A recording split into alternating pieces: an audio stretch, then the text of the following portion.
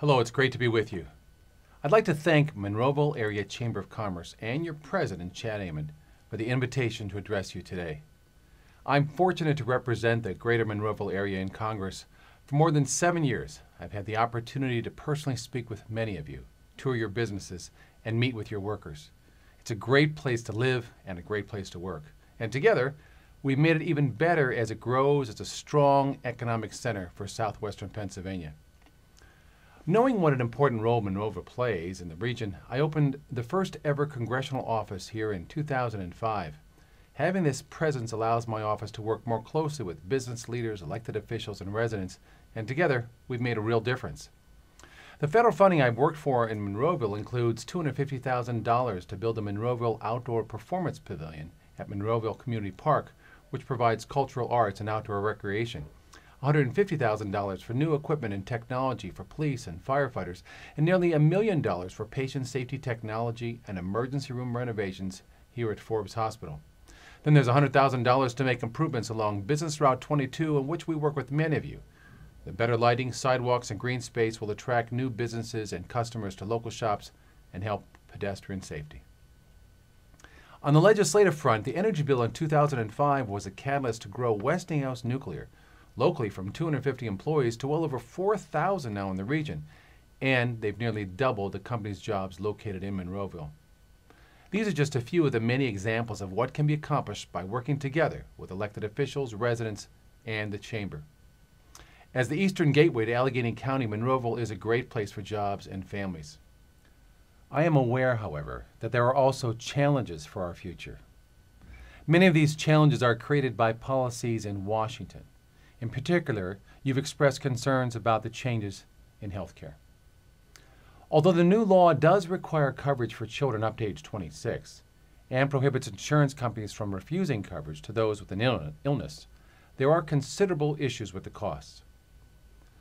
Beginning in 2014, employers will be required to provide government-qualified health insurance or face financial penalties. For example, if you employ more than 50 workers but cannot afford insurance, you will pay a $2,000 penalty per worker.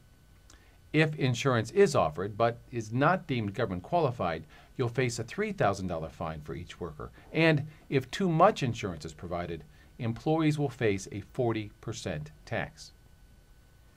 The Nonpartisan Congressional Budget Office estimates that businesses will no longer be willing or able to offer insurance coverage to at least 9 million American workers.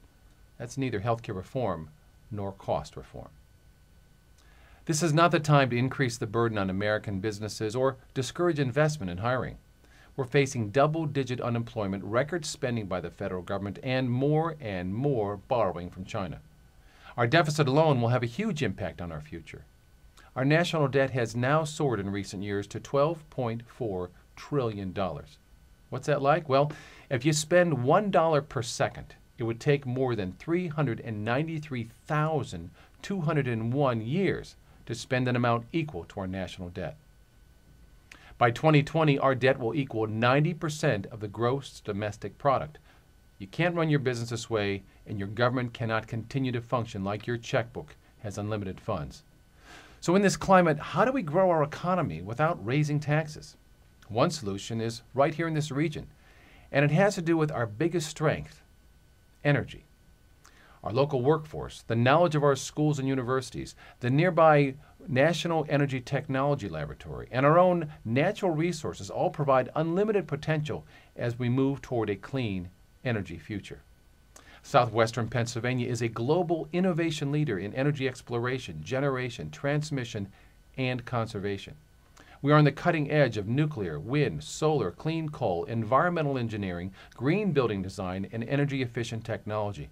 The region is number one in the country, if not number one in the world in these fields, but there is still so much more that we can accomplish. That's why I introduced the American Conservation and Clean Energy Independence Act, H.R. 2227. This is a comprehensive bipartisan energy plan to achieve the goal of a clean energy future. And here's how it works. Using the estimated $2.2 to $3.7 trillion in federal revenue that comes from offshore exploration of oil and natural gas, this legislation pays for the needed transition to clean energy. It will direct funding to replace old power plants with clean coal technology, expand nuclear, wind, and solar power, repair our aging energy infrastructure, rebuild our wasteful power grid, and fund environmental restoration, clean water, transportation, and conservation projects. This will represent the largest investment in infrastructure in our country's history. And that's just the beginning.